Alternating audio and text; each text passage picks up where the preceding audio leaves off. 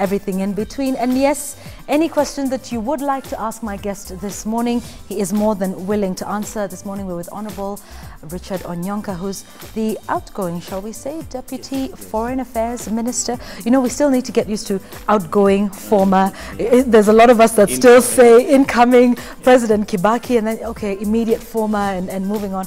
But he is with us this morning to discuss that. And I do know the major question you want to ask him is about the members of Parliament's salaries. And so that's our question of the day to you today. Do MPs deserve a salary hike? Do MPs deserve a salary hike? Let us know your thoughts on Twitter at KTN Kenya, at Yvonne Okwara. SMS us on 8040 for your chance to be able to air your views on this matter. And any questions that you have for my guest this morning would be more than welcome. He's here to answer all your questions. And we'll not only be focusing on the issue of salaries, but we will also be getting to understand the roles of the National Assembly. Remember, we now have a bicameral parliament, and it would be important to understand those roles. Thank you very much, Mheshimiwa, for joining us this morning. Thank you. Let's start off with that one, obviously, the big question. It's right. A bicameral parliament that we've got. What we know Parliament and the roles that it had during the 10th Parliament is very different now from the 11th Parliament. Perhaps you could just give us the roles of a member of National Assembly today. Thank you. Maybe what I would start by discussing is explaining what actually happened for us to be where we are today. And I'll do it very briefly. If you go to 1963, after Kenya's gaining independence, we actually adopted this presidential system of government where there was at some point, not presidential, initially there was a point whereby you had a prime minister, you had a president, but most of the powers were actually concentrated around the head of state, who was at that time President Kenyatta, the father of the current president. And as time moved on, we then began to mutate or to essentially just destroy the constitution that we had. And as a result of that, we ended up having more of a mongrel parliament where members of parliament, yes, were in parliament, but again, the president could appoint ministers from this group of members of parliament. So the roles of parliament and the executive and the judiciary, of course the judiciary was independent initially after independence.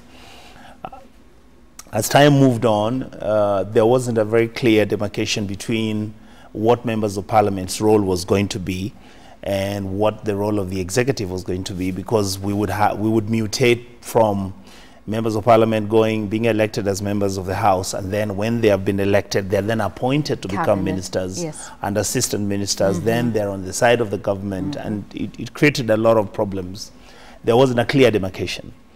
After the constitutional discussion started in Kenya, one of the issues that were very outstanding in those debates, from Bomas all the way to the civil society, was that we needed to distinguish and have a clear-cut distinction between the presidency, which is the executive, the legislature, which is usually the second arm of government, and the legislature, which is parliament itself. So to a large extent, the new constitution very clearly set out these roles. And the responsibility of the Kenyan Member of Parliament right now, other than to legislate, is we now have a larger responsibility whereby we actually have now to allocate resources by having a budgetary committee which now evaluates, discusses, and analyzes the budgetary requirements and budgetary allocations which are brought by the Ministry of Finance, which is part of the executive. Then we interrogate those budgets, we analyze them, and in fact we can even reject whatever proposals they bring forth. That never used to happen before. So to a large extent, what has just happened is that we have now brought in the executive to check, whereby we can actually tell the president that yes, you're asking for 200 billion to buy arms, and we can say no, we think that is going to be excessive, and Parliament can reject that. But again, that will depend on the majorities that the president has with his party in that same parliament. So it's a different, and it's a new dispensation where we are now coming out to debate and discuss governance in Kenya. Okay, and one of those roles, like you mentioned, is also in vetting cabinet appointments. Yes. And that is important. That did not happen previously, where the president sat down and said, this is who I want in my cabinet, this is, my cabinet ministers, as they were called previously, and their deputies. But right now, Parliament, yes, and the National Assembly in particular, is the one responsible for taking a look at these. A role that is very important, wouldn't you say? Yeah, that is true.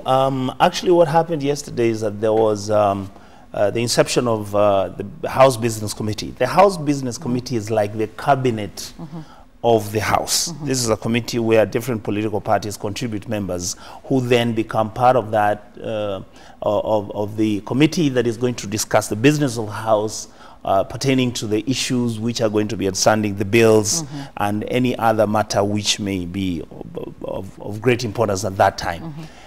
Because of that, after the setting up the business committee yesterday, now there's going to be set up, in fact, they started doing that yesterday, there's going to be set up a selection committee. The selections committee is a committee that is now going to be set up by Parliament, which is also set up from the ratios of the political parties in the House. And in this case, of course, the majority of the members of that selection committee is going to be members of the Jubilee, because they have the majority in the House. Right. The selection committee now is going to be the committee that will sit and discuss the appointments which the president would have made to be the names of the individuals who will be brought to the House, who we will then interrogate. Okay. Obviously, anybody will tell you that the party which is the majority, like I had my brother mention earlier, is obviously going to choose the people that the president may so wish to choose.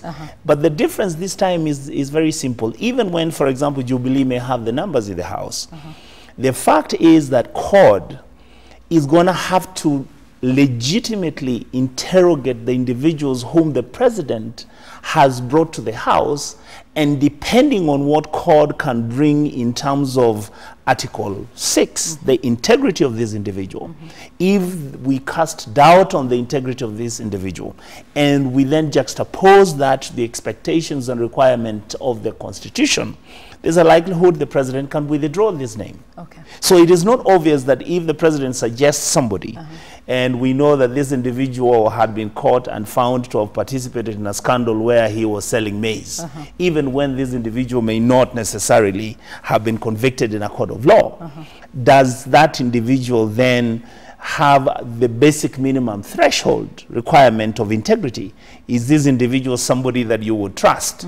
For example, if you were to give him 200 billion shillings, whereby 100 is to go and buy maize to feed people, is it somebody, if his name was mentioned in a scandal, if this individual's character is in disrepute, is this somebody that we can actually recommend for him to get the position that the president has appointed him to take? So even when the political party may have a majority, the truth and honesty is that in democracy all over the world, what is going to happen is that the interrogation and the evaluation of the character and personality and academic credentials and the ability of this individual will play a major role in as to whether Parliament is going to approve of him, because some members of that committee may actually end up, even if they're going to be, for example, from the Jubilee side, might end up realizing, oh my God, that this individual whose name has been presented may not be of the minimum threshold of somebody of good character, good integrity, and good behavior for him to be appointed, or her to be appointed, a cabinet minister. Okay. Interesting, though, that you mention the issue of ethics and integrity, by which the same standards will be held for those who want to be in the cabinet, or who have been, who may have been appointed. But some may say that the members of Parliament lack the moral authority to do that, seeing as there were the attempts to mutilate this bill during the 10th Parliament, and that the members of Parliament themselves did not want to be held to those standards. And now the members of Parliament are holding the possible cabinet nominees to that same standard. Do they have the moral authority to be able to do that? The answer is yes. Let me tell you why members of Parliament hold that moral authority. They are not the ones who are going to be vetted to be ministers. But they're the ones vetting others to be ministers? Absolutely. The very basic reason is this. the standard at which you're going to hold a public officer is most probably going to be higher in terms of, for example, you might have a member of parliament. I come from a constituency called Kituru Chache South. And by the people of Kituru Chache South having elected me, the assumption that we are making here is that even when you may have looked at me and made a decision at some point that maybe I could be elected or could not be elected, but the fact that I've been given the mandate by the public puts me in a position whereby it legitimizes my capacity and capability to vet somebody else, because constitutionally I'm allowed to do that. In other words, since I was elected to come to the House, then I got my legitimacy, whether I am a thief, I'm a crook or whatever. And at this particular moment, you have not taken me to court for me to be found guilty of whatever crime I've committed. But I've come to this august House where all of us, the 350 so whatever members are, when we were given the mandate and we've been sworn in to protect the Constitution of Kenya, and I have an individual now who's coming in to present his or her credentials for me to evaluate them as a member of the House, then it would be unfair for you again to assume that even when I may have passed a bad law before, that is why you have all laws can be amended. Even, and I know there are many laws. For example, in our case, the Constitution says somebody is supposed to have a basic minimum level of education to be a county rep. Somebody was supposed to have a basic minimum level of education to become a member of parliament. But the decision which was taken by members of parliament, which many Kenyans may have disagreed with, of making sure that, for example, a member of parliament should not have any level of education criteria used to judge them, was based on simple logic. When we went to the village and we were talking to the people there, we asked them, do you think that a member of parliament needs to be a university graduate? Many people are saying, but we have had very many individuals at the village level who may not have been university graduates, but they're intelligent and their behavior is acceptable to us. And many of these individuals are people of integrity and credibility. So the fact that somebody didn't go to university does not necessarily mean that they're not capable. And they would raise issues of Winston Churchill. He never went to beyond Form 1. I mean, there are so many great leaders who have been born. Look at Jacob Zuma. Zuma, if you look for his record anywhere in the world, you'll never see where Zuma went to Form 1, 2, 3, went to university, got a degree. It's never there. But look at his performance. So that was the reason why members of parliament actually passed that bill. But if you were to ask many of us, what did we feel at that particular moment? We felt let down, because we argued, many of us were saying, we should have a very basic minimum level of education. That is why we are asking our kids to go to school. That is why we are saying at least somebody needs to go to university and have a first degree for them to be able to handle some very basic responsibilities. But the way democracy is, we were overwhelmed. Many guys went and voted and they said, you don't have to have any university degree. Okay. That being said, and understanding that that is, you know, in the law, but it's the moral side of it. We understand the legality of saying that that is indeed Parliament's role, to be able to take a look at those. But for many people, they feel, well, you are probably not in a position to be asking other individuals of certain questions in their character, which, like you rightly said, for members of Parliament, applies in regard to the fact that if there is no case and there is no conviction against Honorable Onyonka, then he cannot be deemed to be. But you're going to be judging the cabinet nominees. About 10 were unable to actually read the swearing in. English or Swahili? Both. Okay. All right. That was really disturbing for me, because I was like, oh my God, I think we really messed on this one. Because if you had brought him the basic minimum of saying that let's have a county rep being somebody who has at least got a Form 4 certificate, a Form 4 certificate. The guy or the lady would most probably be able to read that speech.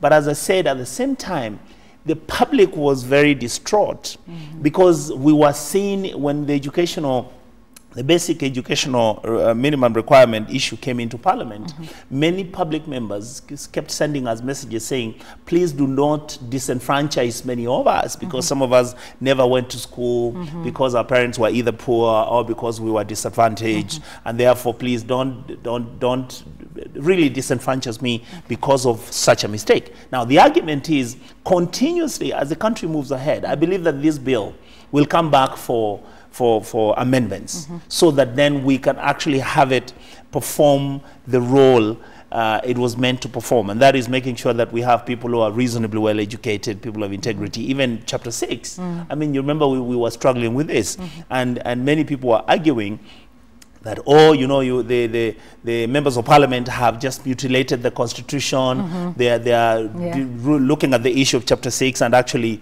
coming out because they are crooks, because they are thieves. No, but there were very legitimate concerns by members of parliament on chapter 6. I'll give you an example. Take a case whereby you need to get a clearance certificate from CASA. Take a case where you're going to get a clearance certificate from the CID. You need a certificate of good conduct from the CID.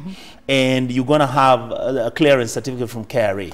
What if the commissioner of KRA decides, this guy comes from my local village, we have disagreed with him over some issues, and I will not clear him? What then are you going to do? So these were the issues, because we didn't have enough time to bring in modalities which would protect that right of me, that I'm actually innocent until proven guilty on whatever charge or whatever issue that has been brought against me. So the argument was, we said, let us accept pro rata that nobody should be penalized for now. But members of parliament, through the public, because we are in parliament because the public is the one who elected us, the public can now come in. Civil society, that's what they're supposed to do. Right? And I know many of them, when they hear MPs, that they're always thinking about MP salaries. But there are much more weighty issues where civil society can come in, can engage us, can come in with explanations to very basic laws on how I will have my protections enshrined in the Constitution, and I'll make sure that the protection of the Kenyan public are enshrined in the same Constitution, and then we can agree on a middle ground to make sure that we have good laws. And we will get to the salaries issue in the course of our discussions. But let's stay with the issue of the cabinet and the roles that you'll be playing in terms of vetting those nominees. What are your expectations of this list that is, you know, this is what, you know, as Kenyans, we wait on everything, and right now we're all anxious waiting for that list. Your expectations? My expectations are that the president will appoint a cabinet that will have accomplished the basic minimum threshold of constitutionality. In other words, I expect him to bring men and women. I expect him to look at what the Constitution expects of him, that you're going to appoint members of the cabinet who have a clear and true representation of what Kenya is, that I expect him to get people of high integrity, high respectability, people who have served, who have a good CV, somebody who can come, and even when he's explaining an issue on what he intends to do for a certain ministry, is somebody who's not going to be grappling in the dark and trying to discuss issues which are irrelevant. I expect him to bring somebody who has a history of public service or private service, but even when he was working in a private company, I would want him to explain to me what his role was in terms of adopting the basic principles of corporate social responsibility. It's somebody that I would want to know, or a man or a woman who I can stand up tall and say, look, that is the person we chose and we selected from parliament, and we believe that that person will serve with integrity and credibility. The requirement, I mean, the expectations of many of us in the House is that we expect him to blend the new and the old. But I can assure you that we would be very distraught if he was to pick the same old names. People who served his father as President Kenyatta, then they came and served Moi, and then they got out of there, then he brought them on and came and served in the coalition government, and then after that, now they're coming to serve him. It would be a heartbreak for many of us. We want him to bring new fresh people. He can get older people in terms of age but not necessarily people who've been the same old political apparatchiks who have been operating within the political circles, which will look more like a story of musical chairs. Indeed. Yes. Speaking of the numbers in Parliament and you know those who will form that committee that will vet these individuals, a majority of them obviously expected to be from the Jubilee, and it's talking about the constitution of the House and who's on what side and the role of the opposition. What is your take on that particular issue? A lot of people going into post-poll pacts. PDP is one of them. It's true. I can tell you this. When it comes to issues of discussing a weighty matter like appointing the cabinet, even when Jubilee may have the majority in that House, I believe that members of Parliament who belong to the Jubilee side, many of them are people of integrity and credibility. They are not going to sit there simply because they come from the Jubilee side and have a name which has been recommended by the President being brought to the floor of the House or to the committee floor. And you find that this individual exposing his mediocrity in front of the Kenyan public. And then you find that these individuals or my colleagues who are from the Jubilee side saying, well, because he was presented or the name was presented by the President and we belong to the Jubilee, we are not to embarrass the President. We'll actually have this man or woman being approved in terms of going to serve in the cabinet. Because they just like the issue of the law, even when sometimes you want to provide justice, it must also be seen to be done. It is not just a matter of providing the justice. So the argument is, even when the President is going to provide a name of an individual, a man or woman who's going to come, that individual, even when they may be presented as a political person who's been appointed by the President, it must be seen to be done. But on that note, a lot of Kenyans might not see it that way because we presume that everybody has taken sides. And we'll talk a bit of politics now. Your party, PDP, was initially in court. I left PDP, then I came back to ODM. Yes. So all of that movement that we see and everybody saying, okay, members of Parliament only vote, you know, one, in their interest, and two, also in the interest of the party. That's right. And what you're saying sounds ideally like a good thing, that once these nominees come into Parliament, members of Parliament will say, okay, this is not about whether we're in Jubilee or CORD or Amani or whatever, that this is for the country. But a lot of Kenyans do not get that impression from Parliament, that members of Parliament for 1 minute forget the coalition they come from, unless of course they're voting on their salaries, at which point all of that is forgotten. Which is not a bad idea anyway. Okay, we'll get to that. We'll get to that in a moment. But it's just understanding that at this point, they're going to be able to say, I'm not in ODM, not in TNA, whatever, and that we will focus on this. So a lot of people who are worried that lack of an opposition means that anything the executive brings through will just sail through without, you know, much debate on it or without much say. I will just use a very simple historical fact to make you understand what I'm saying. During the coalition government, after the formation of the coalition government, plus the 40 ministers and everything, ODM actually had a majority in the House. At that particular moment, I had been elected from my small thing called PDP. And if Kenyans were to remember, at that time, I was the 101 member of Parliament. All right, I was the one actually who tilted the Marende vote because I had been pulled out from the small party that I was in. Immediately, we started House business. It took about 2 months, and ODM lost every single decision that we are supposed to gain on in terms of legislation in the House. The reason for that is very simple. There are certain positions, there are certain bills which a member will disagree on even when that bill is presented by his party. Are you with me? For example, you might find that we are bringing what is known as a labor bill. And we are saying, oh, because of the issue of us trying to fight negative ethnicity, now we are making a recommendation that the Kenyan government should take a position whereby individuals who are working in a company who have got 90% or 70% members from one ethnic community, these individuals should either be cross-transferred or should be removed or should be fired and everything. Now, the truth is, such a bill You'll find that for example, in Nyanza, you might find one sugar factory where 90% of those members come from the Luo community. Okay. But you'll think that somebody who brought that bill was targeting members from the Kikuyu community who could be working in Mombasa at the port of Mombasa. But you'll be shocked that these two groups who are completely and totally opposed on different various issues of the House will agree on this issue that you can't actually make that decision for the two sides, for the simple reason they'll say, look, if you do that, you're going to destabilize the country. If you do that, you're going to create a lot of antagonism and negative ethnicity. What we need to do, let's do it gradually. Okay. So you'll find the two groups actually agreeing on a matter which you may have thought that they would completely, or they would diametrically completely oppose to each other. Right. So what's going to happen in the House? You might find a candidate has been brought, we are going to vet this candidate.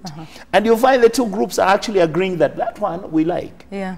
We like the presentation, brilliant, articulate, has got issues on their fingertips about this ministry which they could most probably end up serving. Yeah. And you'll find that on some of these candidates, you might find that we are going to agree that that one, No, okay. it's a bit, you know, so the assumption that Kenyans always make that members of parliament are either going to vote according to their ethnic community, Kenyans, I mean, I'll give you an example. We are in ODM in Kisii, but within the Kisii community, we brought in 4 members of TNA. Yes. All right, so you can see we are diametrically opposed politically, but we might end up, all of us from the Kisii community, deciding that we are going to support a given individual depending on what the position is on another issue which had nothing to do with what is on the table. Okay. Yeah.